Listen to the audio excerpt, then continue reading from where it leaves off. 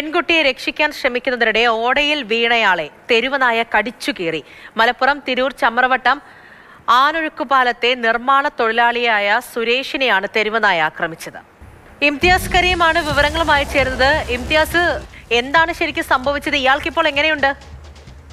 പൂജാലക്ഷ്മി, തീർച്ചയായും മദ്രസയിൽ നിന്ന് വരികയായിരുന്നു ഈ 14 വയസ്സുള്ള പെൺകുട്ടി. മദ്രസയിൽ നിന്ന് വരുന്നതിനിടയ്ക്കാണ് ഈ തെരുവുനായ ഈ പെൺകുട്ടിയുടെ പിന്നാലെ കൂടുന്നത്. ആ റോഡിന്റെ തൊട്ടപ്പുറം ഭാഗത്ത് ബസ് കാത്തു നിൽക്കുകയായിരുന്നു സുരേഷ്. മലപ്പുറം തിരൂർ ചമ്രവട്ടത്താണ് സംഭവം. അവിടുത്തെ നിർമ്മാണ തൊഴിലാളിയാണ് ഈ സുരേഷ്. ബസ് കാത്തു നിൽക്കുന്നതിനിടയ്ക്കാണ് പെൺകുട്ടിയുടെ പിന്നാലെ ഈ തെരുവുനായ ഓടി വരുന്നത് കണ്ടത്. അതിൽ ഈ പെൺകുട്ടിയെ രക്ഷിക്കാൻ വേണ്ടിയിട്ടാണ് റോഡ് മുറിച്ചു കടന്ന് സുരേഷ് അപ്പുറത്തെത്തുന്നത്.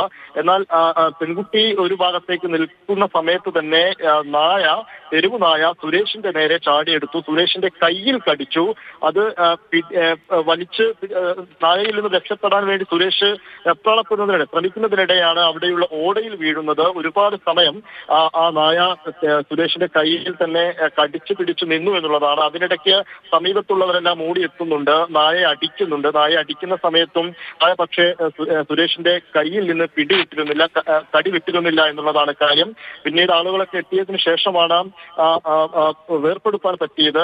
അതിനുശേഷം നോക്കുമ്പോൾ സുരേഷിന്റെ ശരീരത്തിൽ 15ഓളം മുറിവുകൾ ഏറ്റിട്ടുണ്ട് എന്നുള്ളതാണ് കാര്യം. തൊട്ടുള്ള ആശുപത്രിയിൽ തന്നെ സുരേഷ് ചികിത്സയും തേടിയിട്ടുണ്ട്. ആരോഗ്യനില അത്ര പ്രശ്നമല്ല എന്നാണ് മനസ്സിലാക്കാൻ കഴിയുന്നത്. 15ഓളം മുറിവുകൾ സുരേഷിന്റെ ശരീരത്തിൽ ഉണ്ട് എന്നുള്ളതാണ് കാര്യം. കഴിഞ്ഞ ബുധനാഴ്ചയാണ് ഈ സംഭവം നടക്കുന്നത്. അതിന്റെ CCTV ദൃശ്യം, വളരെ ഗൗരവമുള്ള CCTV ദൃശ്യമാണ് ഇപ്പോൾ പുറത്തു വന്നിരിക്കുന്നത്. ഓടയിൽ വീണ് കിടക്കുമ്പോഴാണ് ആക്രമണം ഉണ്ടാകുന്നത് അല്ലേ? കൈക്കും മുഖത്തും ഒക്കെ ഒരുപക്ഷെ കടിയേറ്റിട്ടുണ്ടാകും.